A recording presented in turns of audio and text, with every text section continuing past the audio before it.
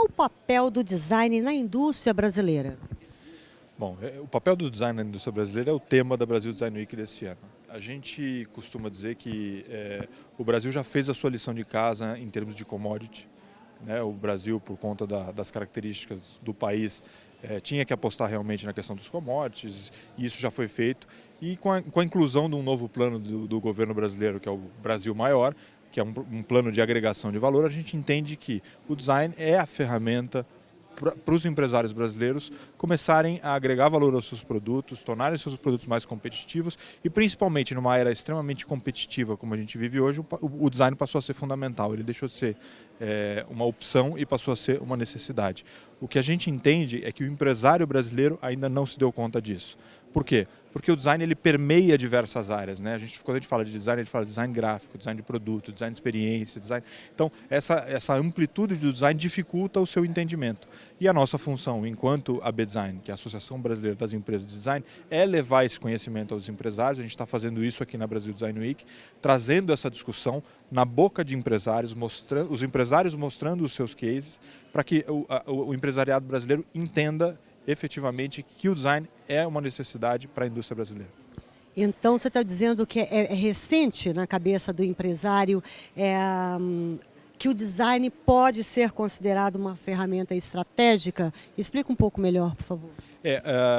Quando eu disse que o design ele hoje é uma necessidade, isso vem, obviamente, por conta das mudanças dos mercados, né?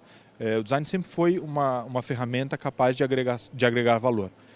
Porém, hoje, não é simplesmente agregar valor. No início, o design ele dava a identidade para as coisas, né? Hoje ele cria diferenciação, né? E diferenciação é um ponto fundamental hoje na indústria, né?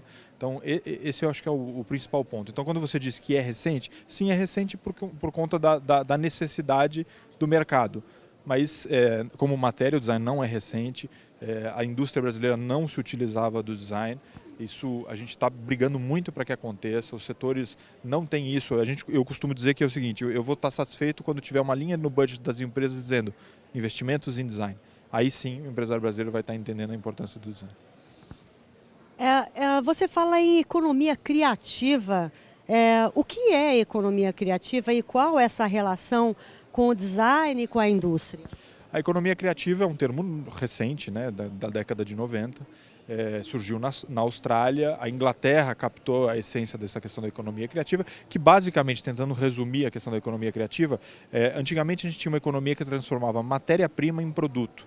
Hoje, a economia criativa é aquela economia regida por uma matéria-prima diferente, que não é mais uma matéria-prima física, é o conhecimento transformado em novas ideias, e essas novas ideias criando empresas e negócios, geração de lucros e receitas, empresas como Facebook da vida, que não tem nada que produzido materialmente, né? Então, a economia criativa é um pouco disso.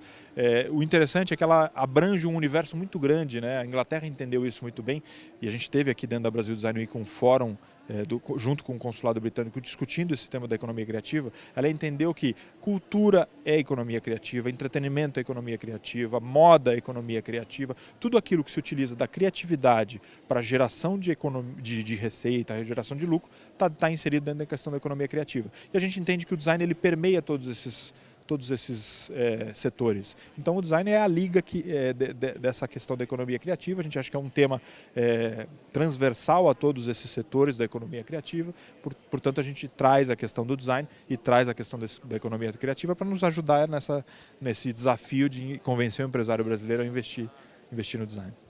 E para fechar, e por falar nisso, em empresário, investimentos em design, como que está a história de design brasileiro fazendo uma correlação com o design internacional?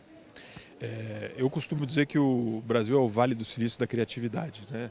Nós somos uma nação formada por cidadãos multiculturais, né? Nós temos uma cultura multicultural, que quiçá somos a cultura mais preparada para um mundo globalizado justamente por essa característica.